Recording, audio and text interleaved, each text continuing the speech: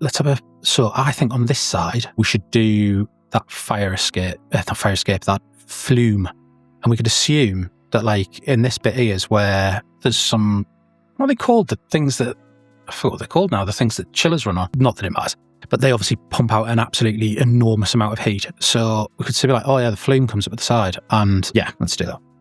So go on the front plane. And actually, I'm just going to have a little look at how that guy painted his. Yeah, see this little detail here that's how it's held on is pretty cool. There is something about Asia with just cables. If there is a square metre of space, put a cable on it. If there is a telegraph pole with 100 cables on it, put 400 cables on it. So that's actually a nice little thing there. You could have a little just cable that just speaks to detail. Again, I'm doing detail. Oh, and a little trellis too.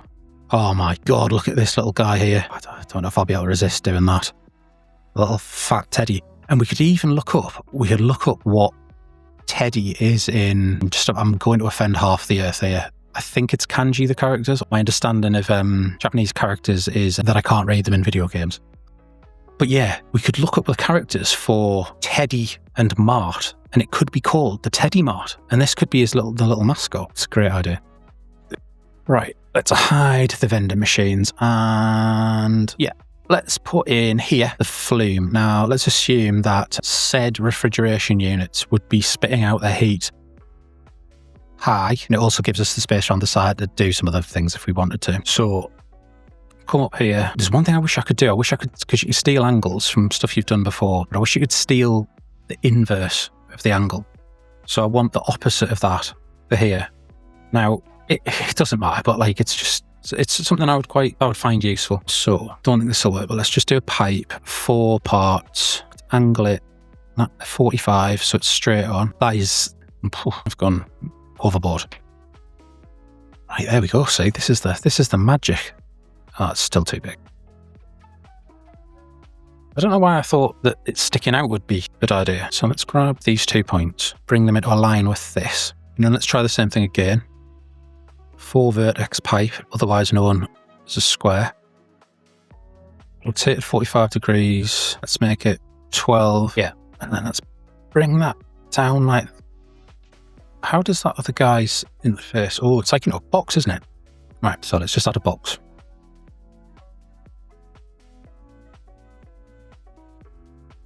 Now we're feeling lopsided here because we took away this space and added here, but I don't think it matters. Let's add some fillets, so if we do some stuff later, we can...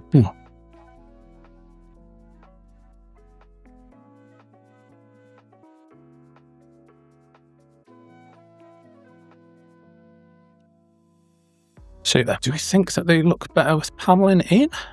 Oh, see, I'm doing details again. It's just too flippant. Yeah, they definitely... I'll just undo that. I'll just do these little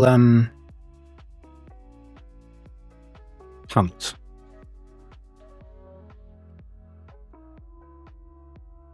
Yeah, see, the offset command's really powerful because it can work on multiple faces at once. I don't know if that reads as a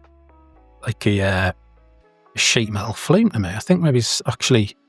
That isn't what we want to do. Panels don't do it. I think what it might actually be is... like something like this. Yeah, that's better, because then that feels like the bracing that's holding it to the wall, doesn't it? So, should we do another one? There.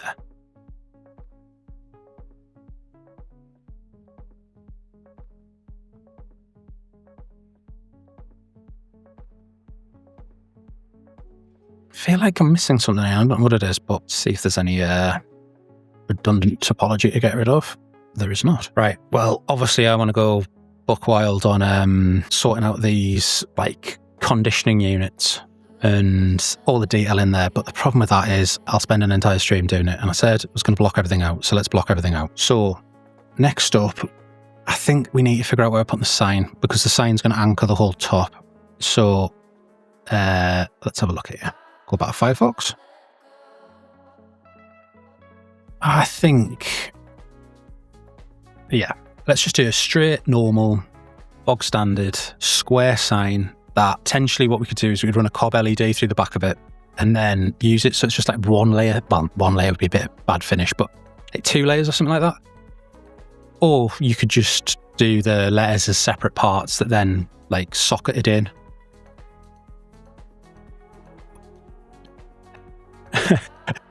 But right, so I think we'll have a little look at this. Oh, these are so cool as well. These look like flag signs. We're gonna have to design that, aren't we? Just like prints flat. Yeah, that'd be cool. And again, when stuff's flat, you can do a lot of like easy stuff. So, right, I am thinking that this awning's trash and I want to redo it, but I'm going to hold off right now.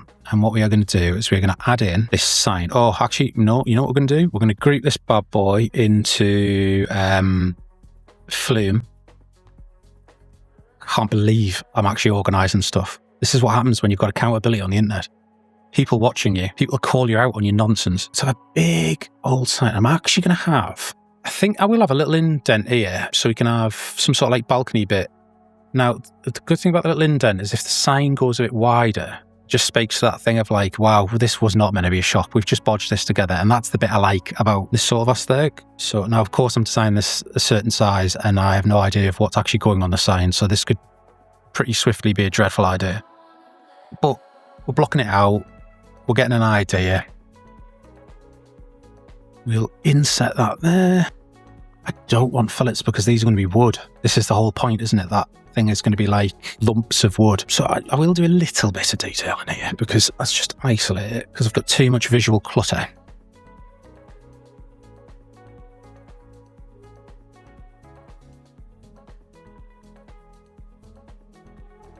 If I bring these bits out, I'm actually going to bring them out different amounts as well just to get into that ramshackledness. And then let's steal this geometry here to there. And if we bring that out a little bit, see, it starts to look a little bit like interlocking wood. It's made of timber, not earth-destroying plastics. This is the man whose garage is full of 3D printers and enough 3D printing filament to end the entire dolphin race.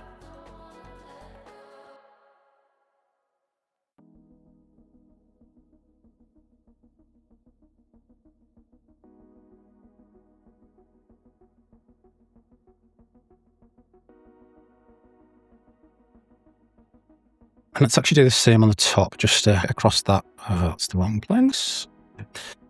Get across that wood timber chunk vibe. What have I done wrong there? Ah, right, yeah, they need to come in. See, I got too excited. So these should not be flush. Let's do them separately because they're different depths, aren't they? So if you hold control, you can actually snap it to a point so you know those faces are aligned. Well, I'm going to go out there and say, it speaks of timber, it does not speak of a modern sign. Do I want legs for the sign? I do want legs. I think what we do actually, I'm going to do some little angle. Yeah, need to print it. Oh no, we can print it on its back. We can print it on its back. So.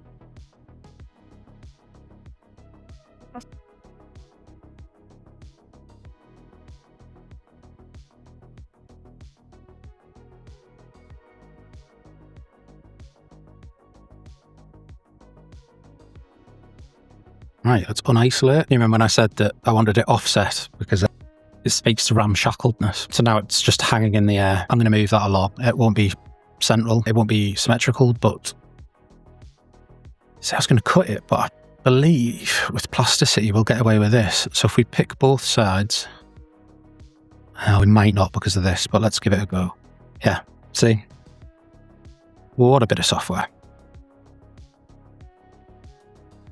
You know what, I'm actually going to do the same there so it's not on the edge. So I think now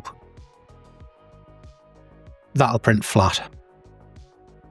So I'll print this face here will be what sits on the print bed. And I'll make a little slice in this bit when it's modelled. A little bit of super glue.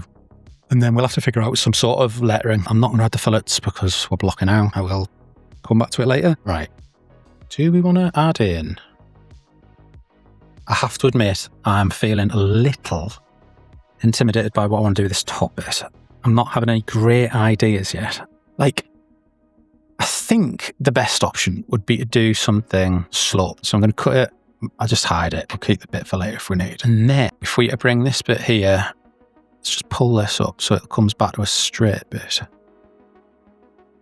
Then we could put some more like standard tiles on here that speak to like, you know, Japan. This could have a window. We could imagine that the people who work in the shop throw the shopping down here, and then when they're done for the day, they come out, slide the doors across, trudge up the stairs into here, and then this is their little house on the top. I'm going to give them, being a man who worked in retail and knows how soul destroying it could be, I'm going to give them high up, beautiful window that will have wonderful vistas over the incredible greyness of the Plasticity viewport window in the future. But we're not there yet.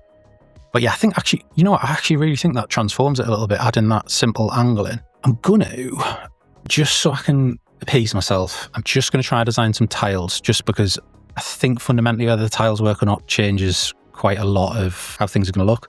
So as much as I don't want to get into detail, I think designing a tile might not be the worst idea. So to Firefox, could just Google traditional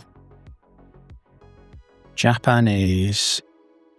Who would have guessed that traditional Japanese roof tiles wouldn't be in the top 10 of the autocorrect? I will say, I'm very surprised that traditional Japanese Christmas dinner has slipped into the charts there. What is a traditional Japanese Christmas dinner?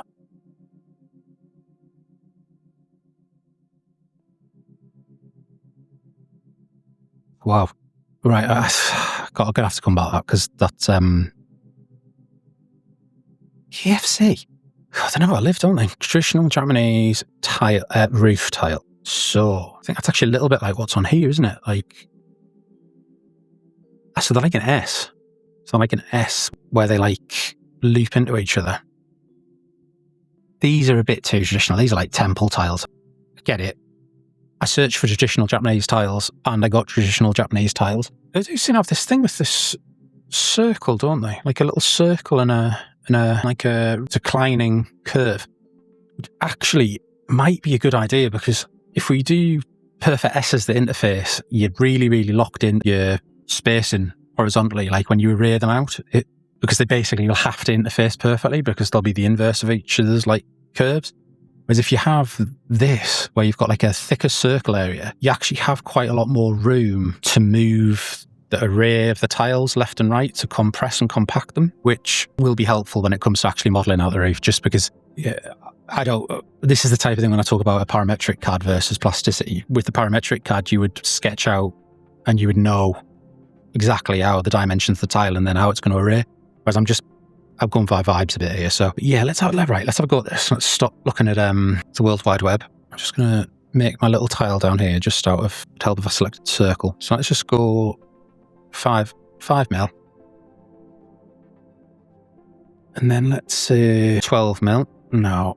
Well, actually it is 12 mil just from the centre of the circle. So it's all right. Let's subdivide that line and select the central point and bring it down, and that'll give us a nice curve. Yeah, it's okay. It was an excellent sound to make on the internet, wasn't it? So let's just offset this again till it looks right. Let me just quickly look at those tiles again. Yeah, right. So actually they don't come all the way to like the top of the circle. They're a little bit thinner. Right, and then we can use this wonderful tool called Tangent Arc to connect those two. And now we have a shape. Right. Now let's have I designed this backwards? Let me look at that reference again. No, I haven't. Now, if I'm going to array these, it probably is actually worth doing the fillets and the little minor details now, just to save it, because obviously they'll all be copied over to the array. So let's just do a little chamfer.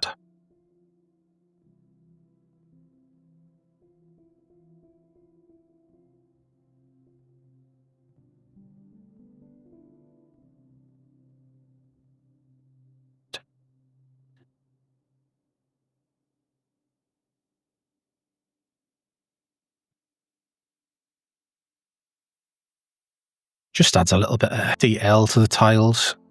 Right, let's actually isolate this so I can have a little look. I might put just a little ridge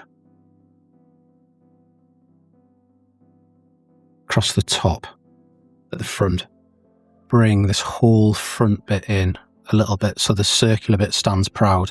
It's actually a good example of what I was saying about doing detail before you've really figured out what you're doing, because that was pointless detail because I've just cut it all away. But now this looks messy here, but ultimately when we're talking about tiny dimensions here, so they aren't going to show the same on a 3D print. So now if we array them, not a radial array, a linear array, or a rectangular array as they call it here, still not enough. Do you know what the idea maybe was just to make this not go in as far, or bring this out. See, this is why parametric stuff's really good, but you do get a lot of undos. So haven't done any surface modeling on here on the stream yet, but there's a little bit. We're just getting rid of faces, which breaks it into a sheet, not a solid, but I'll be honest, it's the bit that is hardest with plasticity, and it's the bit that I'm not, well, I do it all the time, but I'm less confident in it. So I tend to avoid it if I can, but with loads of stuff you can't. If you want genuinely unique shapes, you're going to have to get into surface modeling. Let's just try this one then. I still think this is going to be a mess. The whole point of me doing this circular thing was so I didn't have to be precise with the tile. So, tell you what we'll do. I'm going to take this geometry, I'm going to press it, I'm going to extrude it into this tile. There we go. And now this tile has a bit of a cutout in it. Get rid of that one. So it looks crazy on its own. Now, when we array them,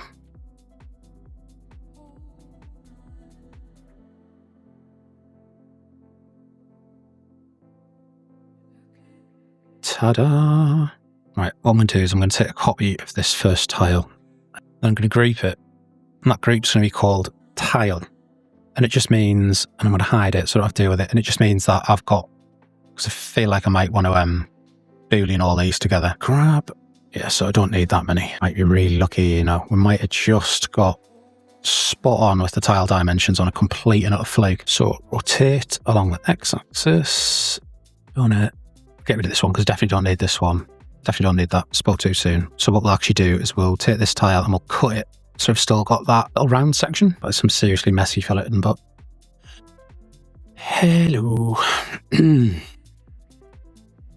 Right, so what I'm going to do is I'm going to set this as a reference plane. So we've got the angle of the roof. I'm going to draw a line on it. Right, let's do a rectangular array and a long.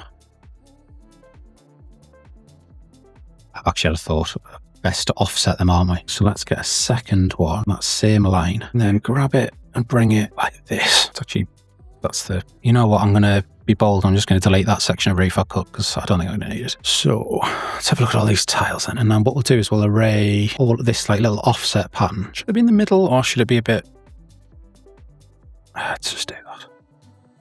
I'm not actually making a roof that needs to be weatherproof. So I've got that in a group called real tiles. Rectangular array. Let's whop it up to here. Oh, it's too far. It's not far enough. That's why. It's too many. So let's just put 5 in for now.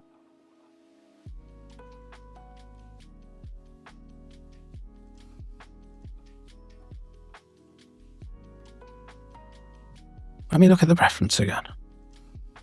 Would you believe it? The reference. They're bloody aligned. I thought I didn't look right. Right. Well, that makes things a lot easier. Actually, them being not perfectly, that looks pretty good actually. Yeah, that's good. I was going to make them all perfectly aligned with the angle of the roof, but actually having them staggered a bit shows off these edges. So you know what? That is a winner. And I'm going to group.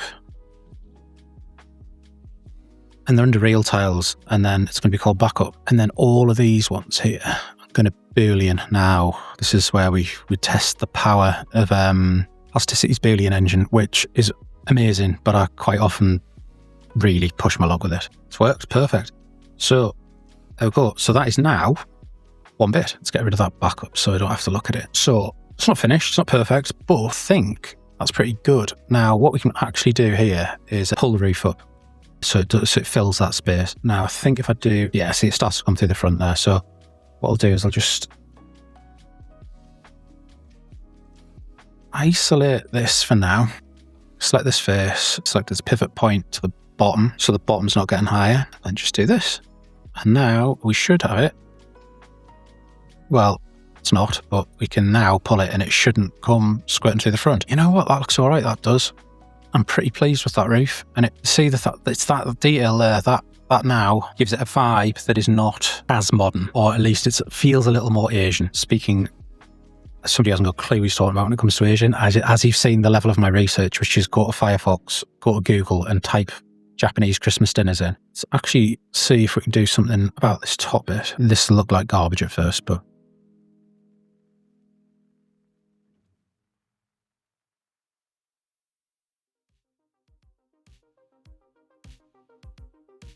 So if we have the roof, do we actually make this just... Do you think we angle the roof? It does feel a bit more authentic, that, doesn't it? Yeah, let's do that. And have it at a higgledy-piggledy angle as well. So why not? Right. And then if we take these two here, isolate them, so it gives us that. I think that looks really good. What do we think? I've definitely now done this and this.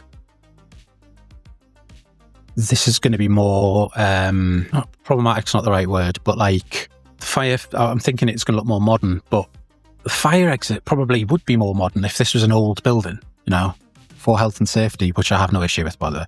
If health and safety, came along. Right. So I think, I'll cut that off later at the back. That's ridiculous.